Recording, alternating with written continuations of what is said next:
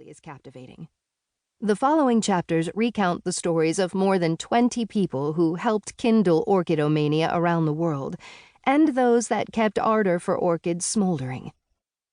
For too long, these stories have been limited to a handful of explorers and scientists whose names many orchids bear. But orchids have a lot more to tell us beyond their names. They provide insight into human history, reveal intricate personal and international relationships, stand as dynamic political symbols, and reveal our constantly changing taste in beautiful living things. If we extend our gaze to the women and people of varied backgrounds who also contributed to orchid lore, sometimes behind the scenes, but often at center stage, we'll uncover the tenacity of orchid hunters, the lust of queens and empresses for the perfect flowers, unexpected anthophiles from all walks of life, and artists' and authors' quests to capture the libidinous flowers in their work.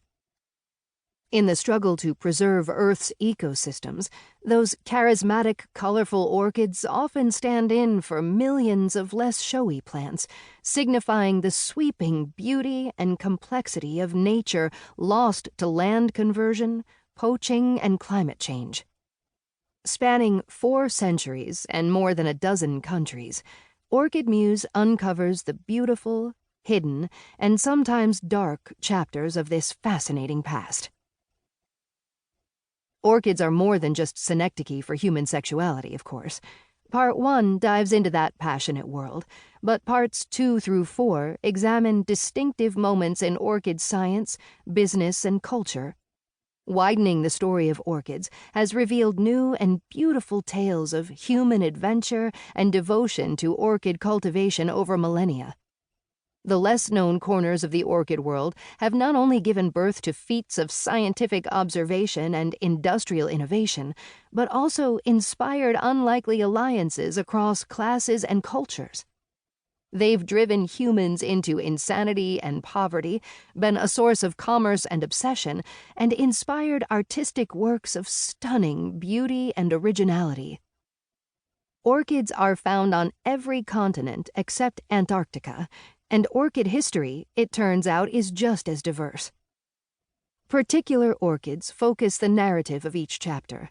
Included for each flower, or a near relative better suited to current cultivation, is growing information, light, temperature, watering and fertilizing schedule, growing media, seasonal changes, special requirements, as well as features not usually included in orchid guides, such as country of origin, blooming season, duration of bloom, plant and flower size, as well as fragrance. As an indoor orchid grower for almost 20 years, I find these details crucial when deciding whether to purchase an orchid for cultivation and display at home. Set together, the profiles gathered here are meant to deepen our understanding of the flower mad and of the flowers that beguile us all. I hope your plants grow healthier and happier by virtue of appreciating the human dramas behind these blooms. Part 1. Orchid Love, Orchid Lust, and Orchid Sex. Chapter 1. Lusty Ladies of the Enlightenment.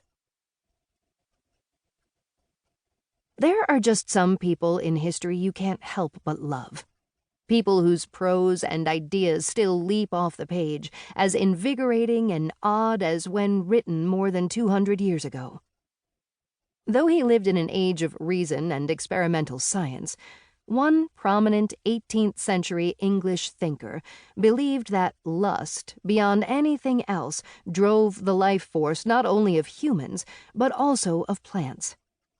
Perhaps not coincidentally, he also had a passion for orchids. The flowers in his poems were so lively that they educated a wider public about the Linnaean system while simultaneously pushing natural history in new directions. His Georgian-era work is radical in its licentious focus on women's sexuality, the possibility of polyamory as a natural act, and the insistent revelation that sex is all around us. Erasmus Darwin, 1731 to 1802, grandfather of Charles, was a